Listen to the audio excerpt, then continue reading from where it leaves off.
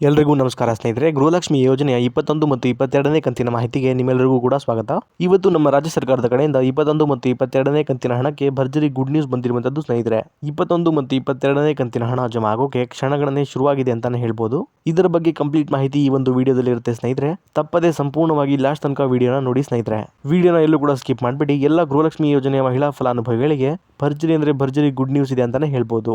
ಹೌದು ಸ್ನೇಹಿತರೆ, ಈ ಒಂದು ವಿಡಿಯೋದಲ್ಲಿ 21 ಮತ್ತು 22ನೇ ಕಂತಿನ ಗೃಹಲಕ್ಷ್ಮಿ ಯೋಜನೆಯ 4,000 ರೂಪಾಯಿ ಹಣ ಏನಿದೆ ಅದು ಮೊದಲನೇ ಹಂತದಲ್ಲಿ ಯಾವೆಲ್ಲ ಜಿಲ್ಲೆಗಳಿಗೆ ಮೊದಲು ಜಮಾ ಆಗುತ್ತೆ ಅನ್ನೋದನ್ನ ತಿಳಿಸ್ಕೊಡ್ತೀನಿ ಸ್ನೇಹಿತರೆ.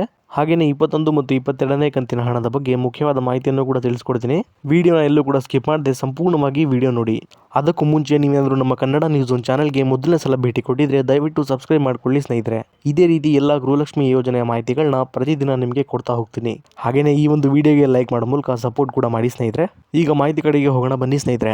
21 ಮತ್ತು 22ನೇ ಕಂತಿನ ಗೃಹಲಕ್ಷ್ಮಿ ಯೋಜನೆಯ ಹಣದ ಬಗ್ಗೆ ನಮ್ಮ ಕರ್ನಾಟಕ ರಾಜ್ಯ ಸರ್ಕಾರದಿಂದ ಒಂದು ಗುಡ್ ನ್ಯೂಸ್ ಕೊಟ್ಟಿದ್ದಾರೆ ಅಂತಾನೆ ಹೇಳ್ಬೋದು ಸ್ನೇಹಿತರೆ. ಅದೇನಪ್ಪಾ ಅಂದ್ರೆ, ಗೃಹಲಕ್ಷ್ಮಿ ಯೋಜನೆಯ 21 ಮತ್ತು 22ನೇ ಕಂತಿನ ಗೃಹಲಕ್ಷ್ಮಿ ಹಣ ಏನಿದೆ ಅದು ಇದೇ ಆಗಸ್ಟ್ ತಿಂಗಳಿಂದ ಅಂದ್ರೆ ನಾಳೆಯಿಂದ ಎಲ್ಲ ಫಲಾನುಭವಿಗಳ ಖಾತೆಗಳಿಗೆ ಬಿಡುಗಡೆ ಮಾಡುವ ಪ್ರೋಸೆಸ್ ಸ್ಟಾರ್ಟ್ ಆಗುತ್ತೆ ಅನ್ನುವಂಥ ಒಂದು ಗುಡ್ ನ್ಯೂಸ್ ಸಿಕ್ಕಿದೆ ಸ್ನೇಹಿತರೆ.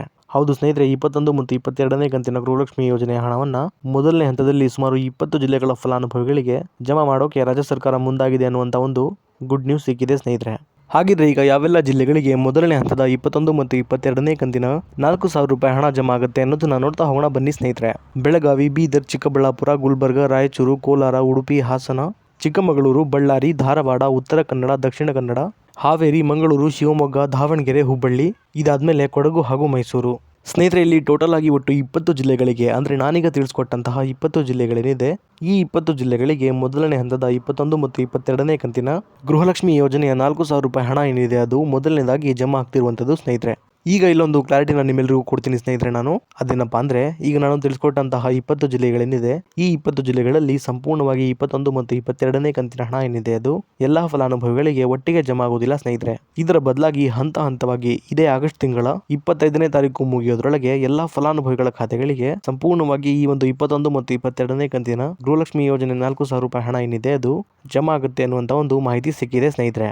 ಯಾಕಂದ್ರೆ ಸ್ನೇಹಿತರೆ, ಎಲ್ಲ ಗೃಹಲಕ್ಷ್ಮಿ ಯೋಜನೆಯ ಮಹಿಳಾ ಫಲಾನುಭವಿಗಳ ಖಾತೆಗಳಿಗೆ ಸಂಪೂರ್ಣವಾಗಿ ಹಣ ಜಮಾ ಆಗೋಕೆ ಕನಿಷ್ಠ ಅಂದ್ರೂ ಸಹ 15ರಿಂದ 20 ದಿನಗಳ ತನಕ ಸಮಯ ಬೇಕೇ ಬೇಕು ಅನ್ನುವಂಥ ಅಪ್ಡೇಟ್ ಅನ್ನ ಮಹಿಳಾ ಮತ್ತು ಮಕ್ಕಳ ಕಲ್ಯಾಣ ಇಲಾಖೆಯ ಸಚಿವರಾದಂತಹ ಶ್ರೀಮತಿ ಲಕ್ಷ್ಮೀ ಹೆಬ್ಬಾಳ್ಕರ್ ಮೇಡಮ್ ಅವರು ಈಗಾಗಲೇ ಕೊಟ್ಟಿದ್ದಾರೆ ಸ್ನೇಹಿತರೆ. ಹಾಗಾಗಿ ಒಂದು ದಿನಕ್ಕೆ ಇಷ್ಟು ಫಲಾನುಭವಿಗಳಿಗೆ ಅನ್ನುವಂಥ ರೀತಿಯಲ್ಲಿ ಈ ಒಂದು 21 ಮತ್ತು 22ನೇ ಕಂತಿನ ಹಣ ಏನಿದೆ ಅದು ಜಮಾ ಆಗ್ತಾ ಹೋಗುವಂಥದ್ದು ಸ್ನೇಹಿತರೆ. ಈ ಹಿಂದೆನೂ ಕೂಡ ಎಲ್ಲ ಗೃಹಲಕ್ಷ್ಮಿ ಕಂತಿನ ಹಣ ಇದೇ ರೀತಿ ಜಮಾ ಆಗ್ತಾ ಹೋಗ್ತಾ ಇತ್ತು ಸ್ನೇಹಿತರೆ.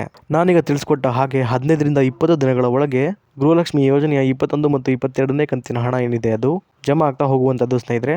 ಆದರೆ 1 ಅಥವಾ 2 ದಿನದಲ್ಲಿ ಹಣ ಜಮಾ ಆಗೋಕೆ ಸಾಧ್ಯ ಇಲ್ಲ. ಇಷ್ಟು ಮಾತ್ರ ಕ್ಲಾರಿಟಿನ ನೀವು ಇಲ್ಲಿ ತಗೋಬೇಕಾಗತ್ತೆ. ಇನ್ನು ಉಳಿದಿರುವಂತಹ ಜಿಲ್ಲೆಗಳಿಗೆ 21 ಮತ್ತು 22ನೇ ಕಂತಿನ ಹಣ ಯಾವಾಗ ಬರುತ್ತೆ ಅನ್ನೋದನ್ನ ನೋಡೋದಾದ್ರೆ ಸ್ನೇಹಿತರೆ, ಈಗ ಮೊದಲನೇ ಹಂತದಲ್ಲಿ ನಾನೀಗ ತಿಳಿಸ್ಕೊಟ್ಟಿರುವಂತಹ 20 ಜಿಲ್ಲೆಗಳಿಗೆ ಮಾತ್ರ ಹಂತ ಹಂತವಾಗಿ 21 ಮತ್ತು 22ನೇ ಕಂತಿನ 4,000 ರೂಪಾಯಿ ಹಣ ಏನಿದೆ ಅದು ಬಿಡುಗಡೆ ಆಗುವಂಥದ್ದು ಸ್ನೇಹಿತರೆ. ಹಾಗೆಯೇ ಬಾಕಿ ಇರುವಂತಹ ಜಿಲ್ಲೆಗಳಿಗೆ ಈ ಜಿಲ್ಲೆಗಳ ಫಲಾನುಭವಿಗಳಿಗೆ ಹಣ ಜಮಾ ಆಗುವ ಪ್ರೋಸೆಸ್ ಮುಗಿದ ನಂತರ ಬಾಕಿ ಇರುವಂತಹ ಎಲ್ಲಾ ಜಿಲ್ಲೆಗಳಿಗೂ ಕೂಡ 21 ಮತ್ತು 22ನೇ ಕಂತಿನ 4,000 ರೂಪಾಯಿ ಹಣ ಏನಿದೆ ಅದು ಜಮಾ ಆಗೋಕೆ ಶುರುವಾಗುತ್ತೆ ಸ್ನೇಹಿತರೆ. ಇನ್ನು ಸಾಕಷ್ಟು ಜನ ಫಲಾನುಭವಿಗಳು ನಮಗೆ 20ನೇ ಕಂತಿನ ಹಣ ಏನಿದೆ ಅದು ಇನ್ನೂ ಕೂಡ ಜಮಾ ಆಗಿಲ್ಲ ಅಂತ ಕಮೆಂಟ್ ಮಾಡ್ತಾ ಇದ್ರಿ ಸ್ನೇಹಿತರೆ.